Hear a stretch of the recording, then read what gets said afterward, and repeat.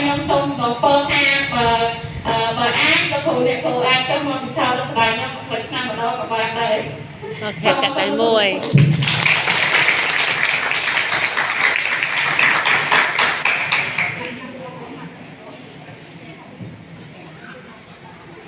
ជាពីមកខ្ញុំសូមប្រដៅលោកគ្រូអ្នកគ្រូប្រជាមិត្តទាំងអស់គ្នាពីក្នុងការពិសោធន៍របស់លោកគ្រូអ្នកគ្រូខ្ញុំទទួលបានបទពិសោធន៍ជាច្រើនតែក្នុងនោះខ្ញុំបានស្គាល់ប្រព័ន្ធជាច្រើនដែលមានបទពិសោធន៍ការពិសោធន៍ទីនេះដែលមុនរបស់ខ្ញុំគ្រាន់តែសិក្សាពីស្ដីតែបានខ្ញុំប្រកបក៏ដូចជាបានពិសោធន៍ផ្ទាល់ទេតែពេលឥឡូវបានឃើញផ្ទាល់ហើយបានពិសោធន៍ផ្ទាល់ទៀតវាឡើងថារំភើបក៏ដូចជាសប្បាយហើយនឹងមានបានកាន់តែឃើញចិត្តទីនេះតែខ្លាំងហើយមួយវិញទៀតចំពោះដូចជាស្រីយងសុនខានអីតែមួយគាត់ទៅឈ្មោះក៏ដូចជារូបមន្តតែលើខ្ញុំបានឃើញផ្ទាល់មានរកថា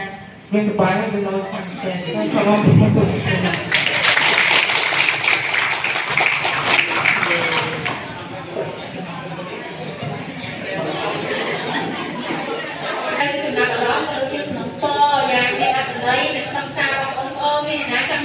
តែនេះទៀតអត់អត់ទេចាអាចមានកម្មវិធីយើងនិយាយអត់ខ្ញុំមានអីលក្ខក្នុងចិត្តខ្ញុំចង់តំពោឬក៏ចង់ខ្លាចចំណាប់អារម្មណ៍របស់ខ្ញុំលោកស្ដាយថាបានចេញចំណាប់អារម្មណ៍ទៀតទៀតអត់វារៀងឈិតចា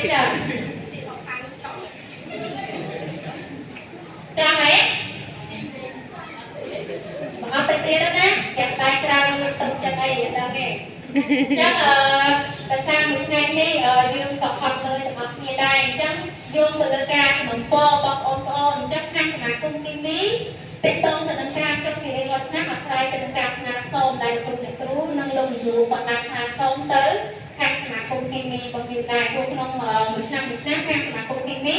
ការចុះមកបាននេះគឺមានចំនួនកំណត់ទៅយោងទៅលើលោកគ្រូអ្នកគ្រូដែលជាគ្រូបង្គាប់ក៏តែមានយើងមួយគឺសុទ្ធតែសុំច្បាប់សុំអីមកទាំងអស់គ្នាអត់មានអ្នកណាធ្វើការមានប្រាក់ខែទេក្នុងសមាគមគីមីរបស់យើងអញ្ចឹងគឺជាទឹកចិត្តមែនតើដែលពួកគាត់បានចង់មកចាអញ្ចឹងជួបតែបាយអបដល់ពួកគាត់មានគាត់ចាតែលោកគ្រូថាគាត់ក៏ជាសមាជិកម្នាក់នៅក្នុងសំណាក់សមាជិកទាំងអស់ដែរតែវិការគាត់នៅកំពុងឆ្នាំមាននៅជាស៊ីមសាំជាស៊ីមជាស៊ីមតែឯងខ្មែរជប៉ុនខ្ញុំយកតែជាស៊ីមសម្រាប់ខ្លួនឯងជាស៊ីមតែគាត់ថ្ងៃនេះគាត់មកដើម្បីថែមជួយដល់គ្នាយើងហើយដើម្បីយើងការបន្ថែមទៅលើចំណេះដឹងបន្ថែមទៀតអញ្ចឹងពេលដែលយើងបានរៀនហើយអញ្ចឹងរៀនហើយចាអញ្ចឹងដើម្បីធ្វើអ្វីដើម្បីយើងចាំអានឹងហើយដើម្បីបានផលចំណេញពីអ្វីបានរៀនយ៉ាងហ្នឹង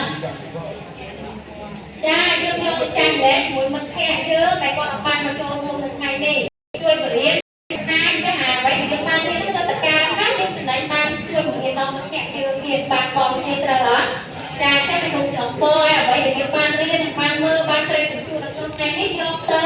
បង្ហាត់បង្ហាញដល់មិត្តភ័ក្តិយើងដែលគាត់បានមកចូលនេះគាត់ដូចជាសូមពរដល់លោកគ្រូទាំងអស់ក៏អរគុណច្រើនគ្រូបានជួយថាការជួយគ្រូភាពធំចាហើយដូចជាលោកវិញ្ញាបានថាការសូមសំណពរដល់លោកគ្រូទាំង6នាក់ជួយយកអ្វីដែលយើងបានហាត់ថ្ងៃហ្នឹងជាមួយនឹងតែ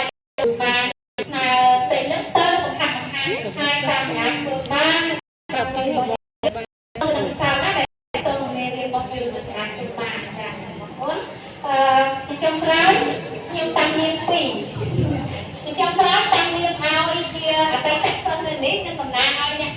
ស្រុកនៅទីនេះនិងវិទ្យាល័យនេះផ្ទាល់ហាក់ថ្ងៃនឹងចុះមកចែកម្លែកនៅចំណេះដឹងវិស័យគីមីទៅទីតសិស្ស5នៃវិទ្យាល័យហ៊ុនសែនកំពុងតម្លានេះផ្ទាល់ចាសូមអរគុណសូមសម្ដែងនៅមួយទៀតតំណាងឲ្យសមាគមគីមីផ្ទាល់សូមអរគុណដល់លោកនាយកដែលបានយកចិត្តទុកដាក់ទៅមានមុខជាសារលោកគ្រូមានក្រុមការពេទ្យទៅជាលោកគ្រូអ្នកគ្រូដែលបានចំណាយពេលមួយថ្ងៃចូលរួមតាមអង្គនេះបើសិនជាមានការចូលរួមពីលោកគ្រូអ្នកគ្រូលោកនាយកទេគឺយើងអាចមកដំណើរការកម្មវិធីនឹងបានទេតែតើទៅនឹងសាលាមួយចំនួនគាត់អត់ចាប់អារម្មណ៍គាត់ថាគាត់រវល់ទៅលោកគ្រូគាត់រវល់គាត់ពិបាកក្នុងការចាត់ចែងសិស្សមកចូលរួមអញ្ចឹងសមាគមនេះក៏មានលទ្ធភាពចុះទៅដែរបើខាងគេអត់ទទួលផងអាចចុះទៅបានទេចាចឹងអរគុណច្រើនហើយជាចុងក្រោយសូមជូនពរដល់បងប្អូនទី12ឲ្យខំប្រឹងប្រែងរៀនសូត្រប្រឡងឲ្យបានតិច ល្អរបស់គ្នាលើកមុខទឹកមាត់ដល់ស្រុកយើងបានទេច្រើនច្រើនចាតែបងប្អូនដាក់ដល់11